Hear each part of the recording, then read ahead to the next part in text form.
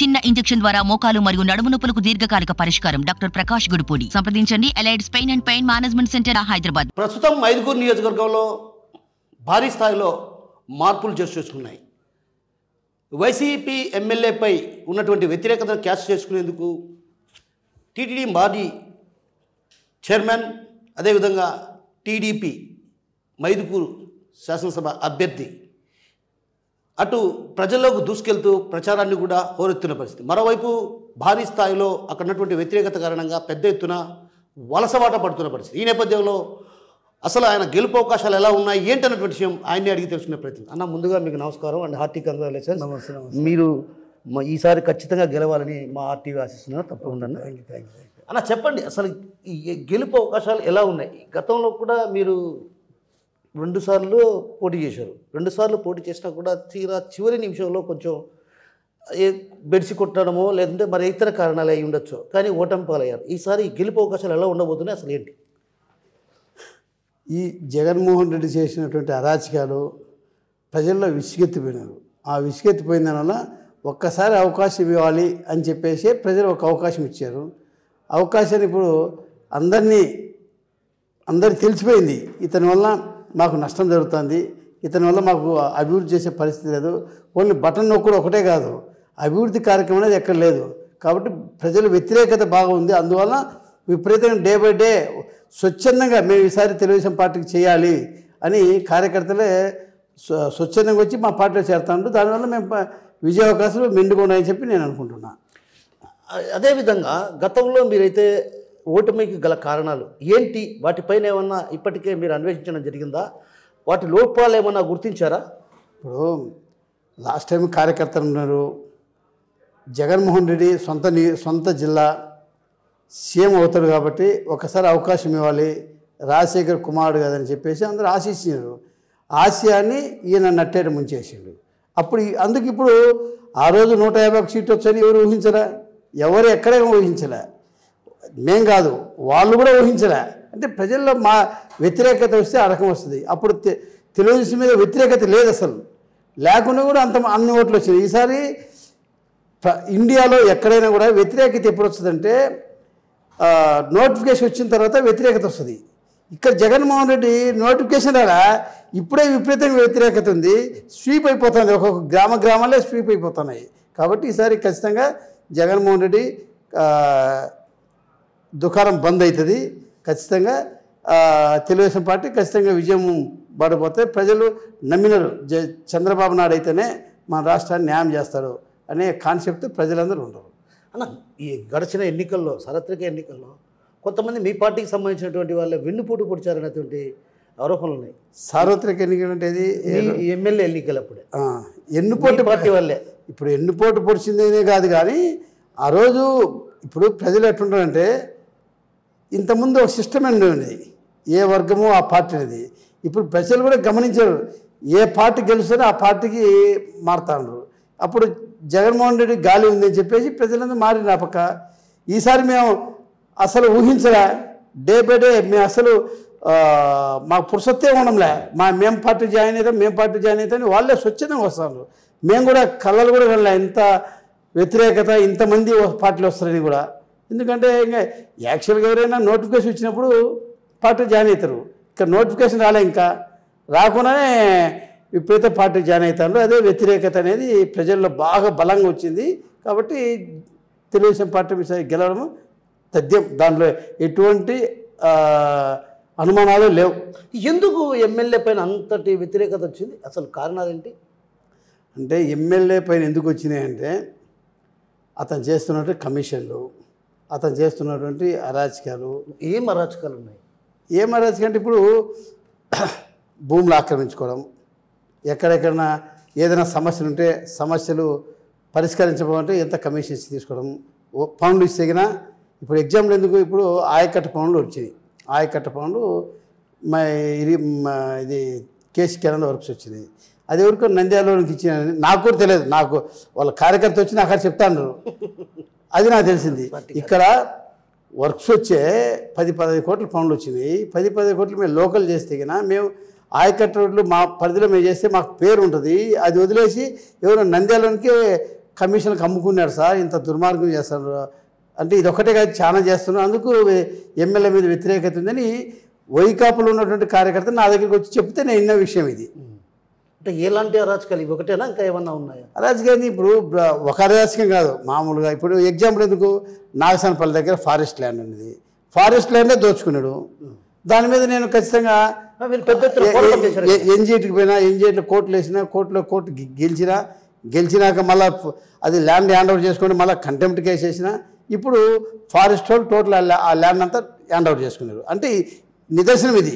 ఇంకా మిగతా ఎన్నో చాలామంది చాలా చేసినాయి, అవన్నీ చెప్పుకుంటూ పోతే ఒక రోజంతా చెప్పినా చాలవు. ఇంకోటి మీరు పెద్ద ఎత్తున ఒకసారి కడప నుంచి కూడా మేము రావడం జరిగింది. అదే ఇసుక మాఫియా. అది ఏంటి అసలు? ఇప్పుడు రాజుల ఆనకట్ట ఉంది, వాళ్ళు టెండర్ పిలిచిండ్రు. ఏది రాజుల ఆనకట్ట కట్టాలా, ప్లస్ ఆ తర్వాత కుందు నదిలో ఉన్నట్టు సిల్ తీసి ఎడలు చేయాలని టెండర్ పిలిచిండ్రు. 2000 కోట్లు టెండర్ పిలిచిండ్రు. ఓకే, సంతోషమే. ఫస్ట్ రైతాంగానికి కేసీ కెనాల్ మన నియోజకవర్గంలో 90,000 ఎకరాలు ఇరిగేటెడ్ కేసీ కెనాల్ కింద ఉంది. ఆడ 2-3 టీఎంసీకిన రాజుల ఆనకట్ట కడితేగిన ఆ నీళ్ళ స్టోరేజ్ అయ్యి ఇక్కడ నీళ్లు లేనప్పుడు ఆ వాటర్ వాడుకుంటే ఇక్కడ రైతులు బాగుపడేవాళ్ళు. ఈ సంవత్సరం వర్షాలు లేవు, నీళ్ళు లేవు, పంట లేదు. అదే కానీ ఇది కట్టింటే నీళ్ళు వాడుకునేవాళ్ళు. ఆ వర్షాలు వచ్చినప్పుడు ఆ ఆనకట్ట ఉంటే కినా వర్షాలు వచ్చే స్టోరేజ్ చేసుకుంటారు, అవసరమైన యూటిలైజ్ చేసుకుంటారు. అది వదిలేసి ఇది కుందు నదిలో ఉన్నటువంటి సిల్ట్ ఎత్తానికి ఎత్తాం. అందుకే మేము కూడా పోయినాం. అది కూడా టెండర్ ఎట్టుంది, కుందు నదిలో ఉన్నటువంటి సిల్ట్ ఎత్తి పక్కనే వేయాల, అంటే ఒక 50 మీటర్ దూరంలో వేయాల. అది రూల్, టెండర్ రూల్ ఉన్నది. కానీ వీళ్ళు ఆ ఇసుకను పొద్దుటూరుకి అమ్ముకుంటారు. పొద్దుటూరుగా ఇతర ప్లేస్కి అమ్ముకొని ఒక లోడు 5,000, 10,000, 15,000తో అమ్ముకుంటారు. అంటే భారీ స్థాయిలో దోపిడీ. అది ప్రత్యక్షంగా దోపిడీ. దాన్ని నేను చాలా చెప్పినా, దాని మీద కోర్టు కూడా వేసిన. రేపు ఈ నెల 31 ఉంది దాని హీరింగ్. అంతకుముందు కూడా పోలీసులు కూడా ఫిర్యాదు చేసిన అధికారులకు ఫిర్యాదు చేసిన పట్టించుకోవడానికి కారణాలు ఏంటి? ఇప్పుడు అధికారులంతా వాళ్ళ చేతుల్లో ఉండరు. అధికారులు అసలు ఎంత దారుణంగా ఉన్నారంటే, అయా లారీ పట్టుకొని పోతారని చెప్పి ఎదురుగా మేము ట్రాక్ చేసి, జియో ట్రాక్ చేసి వాళ్ళకి పంపించని నెగ్లెక్ట్ చేస్తారు. అదే తెలుగుదేశం పట్టుకుని అనుకో, ఇమీడియట్ కేసు బుక్ చేస్తారు. తెలుగుదేశం వ్యక్తి చిన్న బండి తీసుకుపోయినా కేసు బుక్ చేస్తారు. వైకాపాలు ఎన్ని తోలుతారు, మేము జియో ట్యాగ్ చేసి బండి పోల్తాదని ఎవిడెన్స్ పెట్టినా కూడా వాళ్ళు లెక్క చేయరు. దారుణం. అంటే పరిపాలన ఆ రకం అయిపోయింది. పరిపాలన అనేది విచ్చలవిడిగా అయింది. కంట్రోల్ లేదు, ఎవరు కంట్రోల్ లేదు. అధికారులు వాళ్ళు ఇష్టం వచ్చేట్టు వాళ్ళు చేస్తున్నారు. దానికి జగన్మోహన్ రెడ్డి అదే రకంగా రాష్ట్రాన్ని దోచుకుంటాడు. ఒక రకంగా ఇసుకలు దోచుకుంటాడు, మద్యంలో దోచుకుంటాడు, ఎక్కడెక్కడ దొరికితే దోచుకుంటాడు. ఇవన్నీ ప్రజలు గమనించిండ్రు. ఒకటెందుకు జగన్మోహన్ రెడ్డి ఇక్కడనే వచ్చి శిలాపథకం వేసిండు. ఎరా మన నేలటూరు దగ్గర ఏమైంది, పథకం ఉంది అంతేది. లిఫ్ట్ ఇరిగేషన్ లేదు, ఏమి లేదు, అంత సమాధిరాలుగా మారిపోయినాయి. ఒకటి కాదు, ఇప్పుడు స్టీల్ ఫ్యాక్టరీ ఉంది, స్టీల్ ఫ్యాక్టరీ ఎన్నిసార్లు వేసిండు? 2 సార్లు శిలాపథకం వేసిండు. ఏమైంది అంటే వాళ్ళు శిలాపథకాలు వేస్తాడు కానీ పనులు చేయాలని ఆకాంక్ష కానీ అది లేదు. ఎక్కడ మాకు డబ్బులు వస్తుంది, అది ఏ రకంగా మేము దోచుకోవాలా. మరి లాస్ట్ టైం ఎన్నికల ముందేం ప్రమాణం చెప్పిండు, మద్యం నిషేధం చేస్తామని చెప్పిండు, అంచెలంచెలుగా నిషేధం చేస్తామని చెప్పిండు. ఈరోజు ఆ మద్యం పైన లోన్ తీసుకొచ్చి ఇంకా 15 ఏళ్ళు ఎవరు దాని మీద లేకుండానే ఆర్డర్ తీసుకొచ్చి లోన్ తీసుకొచ్చుకున్నాడు. ఇంకా 15 ఏళ్ళ వరకు మద్యం తాగేవాళ్ళు దానికి బానిసగా అయిపోవాలా.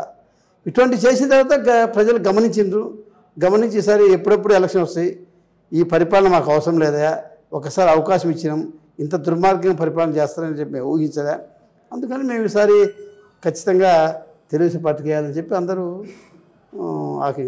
ఆశతో ఉన్నారు. అన్న, మైదుకూరు ప్రాంతవాసులు ప్రధానంగా ఆయుకొట్టు రైతులంతా కూడా ఏదైతే కేసీ కెనాల్ను నమ్ముకొని వరి పంట సాగు చేస్తారు. కానీ ఎందుకు కేసీ కెనాల్ ఆధునీకరణ పనులు చేపట్టకపోవడం? చెప్పాను కదా, ఇప్పుడు శిలాపథకం వేసిండు జగన్మోహన్ రెడ్డి వచ్చి రాజుల ఆనకట్ట కడతాని. అంతకుముందు రాజశేఖర్ ఆనకట్ట కడతామని శిలాపథకం వేసిండు. ఏమైంది? అది కట్టింటే కేసీ కెనాల్ రైతాంగం బాగుపడేవాళ్ళు. ఊరికి శిలాపథకాలకు అయిపోతానే కానీ ఇక్కడ చిత్తశుద్ధి లేదంటారు. చిత్తశుద్ధి లేదు, ప్లస్ చేయాల ఆకాంక్ష కూడా లేదు వాళ్ళకు. అందుకనే కదా ఈసారి మళ్ళీ ప్రజలందరూ ఎదురు చూస్తున్నారు. ఎప్పుడప్పుడు ఎలక్షన్ వస్తే తెలుగుదేశం పార్టీకి ఓటేయాలని చెప్పి చూస్తున్నారు. అన్న తెలుగు గంగ మంచి బృహత్తరమైనటువంటి ప్రాజెక్ట్ అది. అది దివంగత నేత మహానుభావుడు ఎన్టీ రామారావు గారు రూపకల్పన చేసినటువంటి ప్రాజెక్ట్. ఆ ప్రాజెక్టు అటు తమిళనాడు ప్రాంత వాసులకు త్రాగునీరు తెచ్చడంతో పాటు ఇటు ఈ ప్రాంత రైతాంగాన్ని కూడా ఆదుకోవాలన్నటువంటి ఉద్దేశంతో ఆయన చేసినటువంటి ప్రాజెక్టు. పిల్ల కాలువలు పూర్తి కారణాలు ఏంటి? పిల్ల కాలువ లేని వాళ్ళనే ఇప్పుడు ఈ రైతాంగ ఈ అధికార పార్టీకి ఆడ బ్రహ్మసాగర్ ఉంది. బ్రహ్మసాగర్లో ఉన్నటువంటి వాటర్ను రైతాంగానికి ఇవ్వాలి కదా, తాగునీటికు దానికి అది ఇవ్వాల్సింది. వాళ్ళు ఇప్పుడు ఏం చేస్తారు, అక్కడి నుంచి కడపకు లిఫ్ట్ చేసి పెడతారు, అక్కడి సెంచురియం ఫ్యాక్టరీని బద్దేలు తోలుతారు బ్రహ్మసాగర్ నుంచి. ఇక్కడే గండికోట రిజర్వాయర్ ఉంది, అక్కడిని తీసుకోవచ్చు కదా కడపకు, దగ్గర అవుతుంది. అక్కడ ఆ బ్రహ్మసాగర్ పైన బద్దేలు ఒకరు ఆధారపడింది, ఇక్కడ అక్కడ ఉన్నటువంటి ప్రజలందరూ ఆధారపడి ఉన్నారు. దాంట్లోంచి లిఫ్ట్ చేసి పెడతాడు. అంటే వాళ్ళ రాజ్యం అయిపోయింది. వాళ్ళు ఏమనుకున్నా కూడా ఇష్టారాజ్యం చేస్తున్నారు. రేపు మా ప్రభుత్వం వస్తే ఖచ్చితంగా నిలబెట్టేపిస్తుంది అని. ఖచ్చితంగా మా బ్రహ్మసాగర్ నుంచి ఒక డ్రాప్ కూడా నీళ్ళు పోనీకుండా నిలబెడతా. రైతాంగానికి ప్రాంత వాసులకు దక్కాల ఖచ్చితంగా. వాళ్ళగా తాగే నీళ్ళు కావాలా. ఇక్కడ గండికోటలో వేస్ట్ వాటర్ చాలా ఉన్నాయి, అక్కడి నుంచి చేసుకోవచ్చు కదా కడపకు. ఇక్కడ బ్రహ్మసాగర్ నుంచి కడపకి ఎంత లెంత్ ఉంది, లీడ్ ఉంది, ఎక్కువ కాస్ట్ ఎక్కువ అవుతుంది. దాని మీద దగ్గర కదా, అంటే వాళ్ళకు నాలెడ్జ్ లేదు. ఇష్ట ప్రకారం ఈ విషయాన్ని కూడా మీరేదో రాజకీయం చేస్తున్నారు అనే కోణంలో కొన్ని విమర్శలు వచ్చాయి కదా. ఇప్పుడు రాజకీయము చేసేది అంటే వాళ్ళ ఇష్ట నియంత పాలన అయిపోయింది. జగన్మోహన్ రెడ్డిదే నియంత పాలన కాబట్టి వాళ్ళు ఏం చెప్పింది అది జరుగుతుంది అని వాళ్ళు ఊహించుకుంటారు. అది జరగదు. ప్రజలు కూడా ఒకసారి అవకాశం ఎలా ఇచ్చిండ్రు, ఈసారి ఖచ్చితంగా వాళ్ళకి గుణపాఠం చెప్పే సిద్ధంగా ఉన్నారు. అన్న మీరు టీడీపీ హయాంలో దాదాపు 900 కోట్ల రూపాయల నిధులు తెచ్చారు. ఎక్కడ అభివృద్ధి చేశారు ఏంటి? 950 కోట్లు నిధులు ఈరోజు చెప్పింది కాదు అది. మేము లాస్ట్ ఎలక్షన్ అప్పుడే పాంప్లెట్ ఇచ్చాం. పాంప్లెట్ బ్యాక్ సైడు ఎక్కడెక్కడ వర్క్ చేసినాము, ఏమేమి చేసినామని డీటెయిల్ కూడా ఇచ్చాం. ఊరికి చెప్పడం కాదు, ఫలాని రోడ్డుకి ఇంత ఖర్చు అయింది, ఫలానానికి ఇంత ఖర్చు అయిందని అదే పాంప్లెట్లో వదిలినాం. అంటే మేము చెప్పిన పని చెప్పుకుంటాం, మేము బోగస్ చెప్పడంలే. పాంప్లెట్ సమేత ఎక్కడ వర్క్ చేసింది కూడా ఇచ్చినాం, ప్రజలకు తెలియజేసినాం. అయినా కూడా ప్రజలు 950 కోట్లు ఖర్చు పెట్టినా నన్ను ఓడిపోయినా. పెద్ద ఎత్తున నిధులు తెచ్చి అభివృద్ధి చేసినా కూడా మిమ్మల్ని ఓడిపోయాం. దాని గురించి మేము అంటే ఆ రోజు జగన్మోహన్ రెడ్డి ఒక అవకాశం ఇవ్వాలని చెప్పి ప్రజలందరూ నిర్ణయించుకొని ఆ పక్క ఓట్లు వేసిండ్రు. దానివల్ల మనం ఓడిపోయినాం అంతే. అన్న గతంలో మీ మీద కొన్ని ఆరోపణలు ఉన్నాయి. ఏదైతే సొంత సామాజిక వర్గానికి సంబంధించినటువంటి వాళ్ళనే అధికారంలో ఉన్నప్పుడు వాళ్ళనే నియమించుకున్నాడు కానిస్టేబుల్గా కావచ్చు, అటు ఇతర శాఖల్లో కూడా ఆయనకు సంబంధించినటువంటి సామాజిక వర్గాన్ని పెట్టుకున్నాడు. అందువల్లే ఆయన ఆ సామాజిక వర్గాన్ని తప్ప పక్క సామాజిక వర్గానికి దగ్గర తీయడన్నటువంటి వాదన ఉంది. ఎలా చూడొచ్చు? అంత తప్పుడు సమాచారం. ఎంతే ఒకరు ఇప్పుడు బురద చల్లాలంటే ఏదో ఒక నెపం ఉండాలి, ఏదో ఒకటి వేయాల్సిందే. ఏం లేనప్పుడు ఏం లేదు, ఏదో ఒక రాయాలి కదా. అంతేగాని దాని లెక్క ఇప్పుడు నేను అవినీతి ఎక్కడ చేయను, నేను ఎక్కడ నాకు అవినీతి అవసరం లేదు, ఎక్కడ కమిషన్ తీసుకోను, ఇంకా నా మీద ఏం ప్రశ్నిస్తారు? అంటే ఏమీ లేదంటారా? విమర్శించడానికి ఏం లేదు. ఇది ఊరికేదో కులాలు నమ్ముకొని రాజకీయం ఎవరు చేయరు, కులం ఒకటే పని చేయదు. దీంట్లో నమ్మినటువంటి వ్యక్తి మనం సాయం చేయాలి. కులాలు ఎక్కడ పనిచేయవు, కులాలతో రాజకీయం పెట్టుకుంటే వాడు పత్రమే. కాబట్టి అదిన్నే కాదు, నాకు నా కార్యకర్తలు ఉన్నారు, నా కార్యకర్తని నేను నమ్మునా, నా కార్యకర్తలు మేము కులాలు చూస్తే మేము ఊరికి అది అపవాదం వేసి కొంతమంది అపప్రచారం చేస్తూ వచ్చిండ్రు. అన్న మున్సిపల్ చైర్మన్గా మీ చేతికి వచ్చినటువంటి పదవిని చేతులారా చేజిక్కించుకోవాల్సిన పరిస్థితి ఉన్నప్పటికీ కూడా చేజారిపోవడానికి ప్రధాన కారణాలు ఏంటి? రౌడిజం. అధికారం వాళ్ళది ఉంది కాబట్టి వాళ్ళ అధికారం ఉండి మా దగ్గర గెలిచిన మనిషిని మేమేదో గెలిచిన వ్యక్తి మా ఇంటికి వచ్చి నన్ను పలకరించడానికి వచ్చే నేను కిడ్నాప్ చేసి నా మీద కేసు పెట్టిండ్రు. అంటే రౌడిజం వాళ్ళ చేతిలో అధికారం ఉంది కాబట్టి వాళ్ళు కేసు పెట్టి పోలీసు వాళ్ళే మా దగ్గర క్యాండిడేట్ ఎత్తుకొని పోయినారు, రౌడిజం చేసిండ్రు.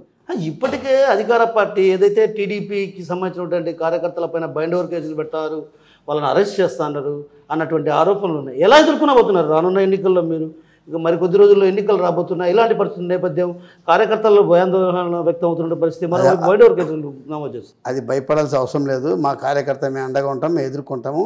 అవన్నీ వాళ్ళు పాలిసీ అది నేను ఎస్పీ గారితో కూడా మాట్లాడితే అదేం లేదు సార్, అందరికీ ఈక్వల్, పార్టీకి అతీతంగా రేపు ఎలక్షన్లో గలాట జరగకూడదు మేము కమిట్మెంట్ చేస్తాము, దానిలో పార్టీలకు అతీతంగా చేసినా కానీ దానిలో వేరే దురుద్దేశం ఏం లేదు అని చెప్పి దాన్ని మేము ఎదుర్కొంటాము. మేము అన్యాయం జరిగితే ఒప్పుకోము. అయితే మీరు పెద్ద ఎత్తున రెండు పోరాటాలు చేశారు. ప్రధానంగా ఏదైతే ఎమ్మెల్యే రఘురామరెడ్డి చేసినటువంటి భూ కబ్జాలపైన పెద్ద ఎత్తున పోరాటం చేశారు. అదేవిధంగా ఏదైతే అక్కడ మీరు రాజోలి రిజర్వాయర్కు సంబంధించి పనులు జరుగుతున్న సందర్భంలో కూడా ఇసుక అక్రమంగా తరలిస్తున్నారు. సో ఇవి కాకుండా ఇప్పుడు ప్రస్తుతం ఓటర్లలో కూడా కొంత ఓటర్ల దాంట్లో జాబితాను కూడా తారుమారు చేసే పరిస్థితి, అట్లాంటిది ఏమన్నా మైదుకూరులో ఏమైనా ఉందా? ఇప్పుడు అధికారులు ఎట్లుండారంటే కోర్టు నుంచి స్టే తీసుకొచ్చినాం ఇసుక ఎత్తకూడదని, అయినా లెక్క చేయకుండా ఎత్తుకుంటారు. మరి అధికారులు కోర్టు ఆర్డర్ వచ్చింది నిలబెట్టమని కూడా వాళ్ళు నిమ్మకు నీరు వేసినట్టే ఉంది. అంటే అధికారులు వన్ సైడ్ అయిపోయినారు. అందుకే కదా పత్రం అయింది పార్టీ. ఎందుకంటే తెలుగు వైకాపా పార్టీ పత్రం అయ్యే కారణం ఇదే కారణం. విచ్చలవిడిగా అధికారులు వాళ్ళు స్వతంత్రంగా చేసుకుంటారు. కోర్టులు లెక్క చేయడంలో ఏమి లెక్క చేయ వాళ్ళు ఆడే ఆట పాడిందే పాట. ప్రజలు కూడా బాగా గమనించినారు. ఎవరు ఇది మేము ఇప్పుడు ఎక్కడైనా ప్రతిపక్షం ఎలా ఉంటుందంటే ఏదైనా ఒక రేటు పెంచిండ్రు, అధికార పార్టీ అన్యాయం చేసింది, ప్రతిపక్షం వచ్చి ఇది చేస్తున్నారని రోడ్డు మీదకి వచ్చి ధర్నాలు చేస్తే మళ్ళా అధికార పార్టీ తెలుసుకొని ఒరే 10 రూపాయలు పెంచినాక వద్దు అని 2 రూపాయలు తగ్గించి 8 రూపాయలు పెంచుతారు. జనరల్గా ఇన్ని సంవత్సరాలు ఉన్నటువంటి ఆనవాయితీ. ఇప్పుడు ఎట్లుందంటే ఈ జగన్మోహన్ రెడ్డి ప్రభుత్వము ఏదో పంచినారు, పొద్దున మేము ఏదైనా ధర్నా చేయాలా పోతే రాత్రి మమ్మల్ని అరెస్ట్ చేస్తాను. మమ్మల్ని ఒక్కరు కాదు, మా కార్యకర్తలను ఎవరిని ఇంట్లోంచి బయటకు రాకుండా హౌస్ అరెస్ట్. ఈ రకంగా అరాచకమైంది. ఎందుకు జగన్మోహన్ రెడ్డి మీటింగ్లు పెట్టుకుంటే పరదలు కట్టుకొని వస్తాడు. సిగ్గుంది అసలు అంతనా? సీఎంగా ఉండి ఏదో మీటింగ్లకు వస్తే పరదాలు కట్టుకొని వచ్చి మీటింగ్ పెట్టుకోవడం ఏంది? స్వచ్ఛంద రావచ్చు కదా. అంటే వాళ్ళకి భయం అయిపోయింది ఇప్పుడు. కాబట్టి ప్రజలు తిరగలేకుండారు. అదే ఒకసారి అధికారం ఇచ్చిండ్రు, 5 సంవత్సరాలు ఏమి చేయలేరు. అందుకు ఇప్పుడు 5 సంవత్సరాలు అయిపోయింది. ఇప్పుడు సరైన సమాజ్ చేస్తారు ప్రజలు. అన్న కేపీ ఉల్లికి అత్యంత ప్రసిద్ధి మైదుకూరు. సో ఇక్కడ విదేశాల్లో కూడా మంచి డిమాండ్, మంచి గిరాకీ ఉంది. కానీ కేపీ ఉల్లికి సంబంధించి రైతాంగం పూర్తిగా నష్టపోయారు. ఏంటి పరిస్థితి? ఇప్పుడు కేపీ ఉల్లి 2019లో రైతులు నష్టపోతున్నారు. నేను అప్పుడు చంద్రబాబు నాయుడు దగ్గర పోయి 20 కోట్ల రూపాయలు తీసుకొచ్చి వాళ్ళకందరికీ పంచిపెట్టడం జరిగింది. దాంతో మళ్ళీ కేపీ ఉల్లి మళ్ళీ వేస్తే ఈయన జగన్మోహన్ రెడ్డి వచ్చామని చెప్పి అంతర్రాష్ట్ర పంపించి మంచి రేటు విదేశాలకు పంపించి ఇంకా విస్తీర్ణం ఎక్కువ చేసి మంచి రైతులకు ఆదుకునేకి ఏమైనా చేస్తామని చెప్పి మీటింగ్లు చెప్పిండు. ఏమైంది? మొత్తం మీటింగ్లకే పరిమితం అయితేనే పనులు ఏం లేవు. అది చెప్పాం కదా, మద్య నిషేధం చేస్తామని చెప్పిండు, మద్యంలో దోచుకుంటాడు. ఇసుక ఫ్రీ తీసుకుపోతే మా చంద్రబాబు నాయుడు మీద కేసు పెడతారు. ఫ్రీగా అప్పుడు చంద్రబాబు హయాంలో ఇసుక ఫ్రీ తీసుకొని రైతులకని మేము ఈ ఆర్డర్ చేస్తే దాని మీద అరాచకం కేసు బుక్ చేసిండ్రు. అంటే వాళ్ళ అరాచకాలు ఎవరిని భయపిస్తే భయపడతారు అనే రకం ఉంది. ఈయన నియంత పాలన చేస్తే ఎవరైనా భయభ్రాంతులు చేసి చేయాలనుకుంటే జరుగుతుందనుకున్నా జరగదు. ఇది ప్రజాస్వామ్యము. ప్రజాస్వామ్యం ప్రజలు ఓట్లేదు గెలిపించరు. గెలిపించినా కాబట్టి 5 ఏళ్ళ వరకు ఏం మాట్లాడలేరు. మాట్లాడినా వాళ్ళ అధికారం ఉంది కాబట్టి ఈసారి సరైన గుణపాఠం చెప్తారు. అన్న మీరు అదే జీవి సత్రం దగ్గర మీరు చెప్పింది ఎమ్మెల్యే భూ కబ్జా, నాగసానపల్లి 110 ఎకరాలు. అది ఫస్ట్ మీరు వచ్చి అప్పుడు పెట్టారు. ఆ తర్వాత ఈయన నావి కాదు భూములు అన్నాడు. ఆ తర్వాత కొంచెం చర్చ జరిగింది ఆ భూములు. నేను అప్పుడు చెప్పిన ఆయన ప్రెస్ మీట్ పెట్టి నాది భూమి కాదని. నేను ఒకటే మాట చెప్పాను, నీ భూమి కాకుంటే అధికారం నీదింది, అధికారులు మీ వాళ్ళు, ఇమీడియట్ ఆ భూమిని గవర్నమెంట్కి హ్యాండ్ ఓవర్ చేయి. నేను నీకు సెంటర్లో సన్మానం చేస్తానని చెప్పిన. ఎక్కడ? మైదుకూరు సెంటర్లోనే. అబ్బా ఆ పని చేయి, నీకు సన్మానం చేస్తానని చెప్పిన. అయిపోయి ఏం సైలెంట్ అయిపోయాడు. పట్టించుకోలే, స్వీకరించలే. నేను ఇంకా ఈయన చెప్పేది చేయకుండా నేను కోర్టు పోయినా, కోర్టు నుంచి ఆర్డర్ తీసుకొచ్చిన. ఇప్పుడు ఫారెస్ట్ నుంచే హ్యాండ్ ఓవర్ చేయించిన. ఫారెస్ట్కి హ్యాండ్ ఓవర్ అయిపోయింది. ఇప్పుడు అంటే ఈసారి గ్రాఫ్ కూడా తగ్గిందని ఒక జగన్ అంచనా వేసి వాళ్ళ కొడుకు ఏదో టికెట్ ఇస్తారని ఒక ప్రచారం జరుగుతుంది. ఆ కొడుకు ఇస్తే మీకు ఎలా ఉండబోతుంది ఫైట్?